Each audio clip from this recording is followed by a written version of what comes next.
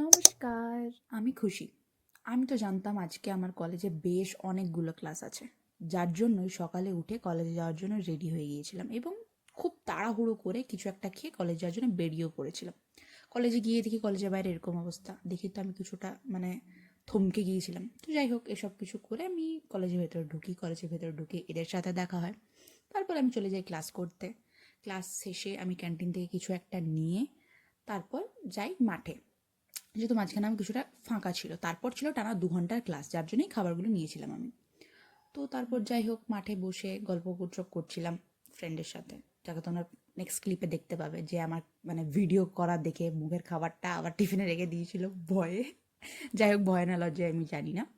তো তারপর বেশ অনেকগুলো ফটো ভিডিও করে নিয়েছিলাম আমরা দুজনে, কারণ রোদটা খুব সুন্দর লাগছিল, খুব ভালো লাগছিল, যেহেতু শীতের রোদ বুঝতেই পারছো।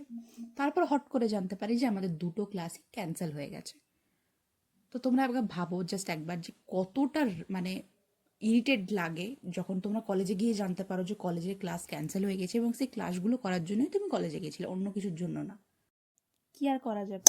তো আমি বাড়ি যাওয়ার জন্য বেরিয়ে পড়ি, কিন্তু রাস্তায় এইসব ঝামেলা টামেলা দেখতে দেখতে বাড়ি পৌঁছাতে হয়।